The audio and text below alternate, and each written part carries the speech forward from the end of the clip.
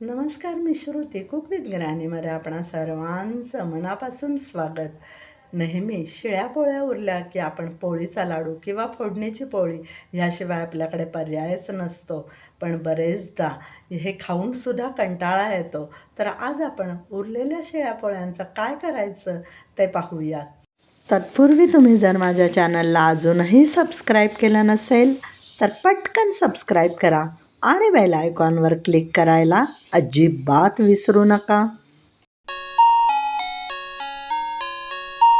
इथे माझ्याकडे रात्रीच्या 2 पोळ्या शिल्लक आहेत. चला आपण त्याचा मस्तपैकी चिला करूयात. पोळी म्हणजेच चपाती किंवा रोटी बरं का. पोळीचा म्हणजेच चपातीचा चिला करण्यासाठी लागणारं साहित्य असं: शिळ्या चपात्या 2, बारीक रवा 2 कप, दही 2 टेबलस्पून, बारीक चिरलेली कोथिंबीर 1 टेबलस्पून, रेड चिली फ्लेक्स, सैंधव मीठ आणि साधं मीठ प्रत्येकी अर्धा टीस्पून आणि रिफाईंड तेल जरुरीपुरते.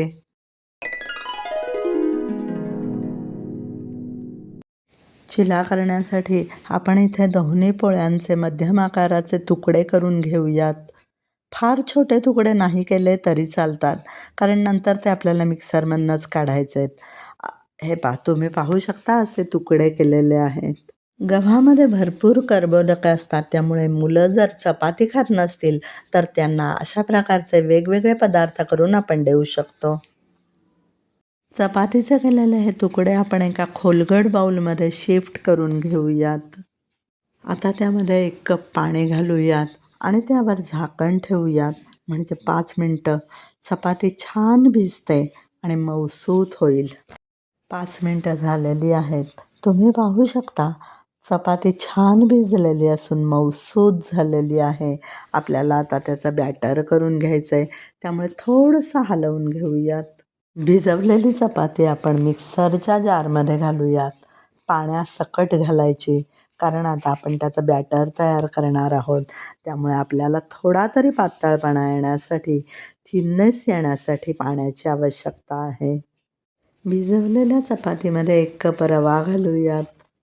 इथे रवा घेताना मात्र आपण चाळून घेतलेला आहे. आणि 2 टेबलस्पून दही घालूयात. म्हणजे चिला जरा आंबटसर होतो आणि बॅटरही छान फुलून येतं. आपल्याला बॅटरची कन्सिस्टन्सी थोडीशी पातळ ठेवायची आहे, त्यामुळे आपण थोडंसं खालीवर करून घेतलं चमच्याने, म्हणजे पाणी किती ॲड करायचं ते समजतं. अर्धा कप पाणी आता ह्याच्यामध्ये अगदी पुरेसं होणार आहे. चला तर मग अर्धा कप पाणी त्याच्यामध्ये आपण ॲड करूयात आणि मिक्सरमध्ये बॅटर तयार करून घेऊयात. बॅटर अगदी डोशासारखं व्हायला हवं. अशा पद्धतीने बॅटरची कन्सिस्टन्सी तुम्ही पाहू शकता. तयार झालेलं बॅटर आपण बाउलमध्ये शिफ्ट करून घेतो आहे. तयार केलेल्या बॅटरवरती झाकण ठेवून आपण हे 5 मिनटं रेस्ट करण्यासाठी ठेवणार आहोत, कारण रवा दह्यामुळे फुलायला एक 5 मिनटाचा अवधी लागेल. 5 मिनटं झालेली आहेत. रवा छान फुलून आलेला आहे आणि आता आपण त्याच्यामध्ये काही जिन्नस ॲड करूयात. अर्धा टीस्पून रेड चिली फ्लेक्स, अर्धा टीस्पून सैंधव मीठ. सैंधव मिठाने ना पदार्थांना जरा चटपटीत चव येते. आणि अर्धा टीस्पून साधं मीठ. सगळ्यात शेवटी बारीक चिरलेली 1 टेबलस्पून फ्रेश अशी कोथिंबीर. चला आता ॲड केलेले हे सगळे जिन्नस आपण बॅटरमध्ये व्यवस्थित मिक्स करून घेऊयात. मस्त अगदी योग्य कन्सिस्टन्सी असलेलं बॅटर तयार झालं आहे. चला आता आपल्याला त्याचे चिले बनवायचे आहेत. चिला बनवण्यासाठी गॅसवर आपण पॅन तापत ठेवलेला आहे. गॅस मिडियम फ्लेमवर ठेवूयात. पॅनला तेल स्प्रेड करून घ्यायचं आहे. मुद्दाम कोटिंगचा पॅन वापरायचा, म्हणजे चिला पॅनला कधीच चिकटत नाही.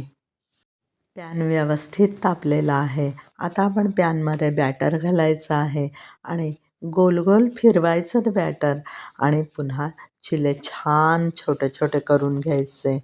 फार मोठा चिला करायला जायचंच नाही, फार मोठा पॅनही ठेवायचा नाही आहे. तुम्हाला आवडत असेल तर त्यावर थोडा चिली फ्लेक्स भुरभुरवायचा आणि झाकण ठेवून एक अर्धा मिनटं वाफ येऊ द्यायची. अर्धा मिनटातच सर्र असा आवाज येतो. झाकण उघडून बघायचं. छान वाफवला गेलेला असतो आणि सगळ्या बाजूंनी मस्त सुटून आलेला असतो. वरनं थोडं स्प्रेड करून घ्यायचं तेल. म्हणजे आता तो पालथा घातला की व्यवस्थित पुन्हा खालच्या बाजूनी सुद्धा शिजला जातो, वाफवला जातो. आता दुसऱ्या बाजूने चिलाला वाफ यायला फक्त 15 ते 20 सेकंद पुरेसे असतात. अशा पद्धतीने आपला रोटी चिला म्हणा किंवा चपाती चिला तयार झालेला आहे आणि तो आपण सॉस, चटणी, लोणचं कशाबरोबरही खाऊ शकतो. आपल्या शिळ्या चपात्या पण सत्कारणी लागतात. शेवटी काय, अन्नदाता सुखी भव. पहा, इतका मऊ लुसलुशीत आणि छान चिला झालेला आहे. वाटणारसुद्धा नाही की हा शिळ्या चपातीपासून बनवलेला आहे. जर तुम्हाला चिला आवडला असेल तर माझ्या चॅनलला लाईक करा, सबस्क्राईब करा आणि बेल आयकॉनवर क्लिक करायला अजिबात विसरू नका. थँक्यू.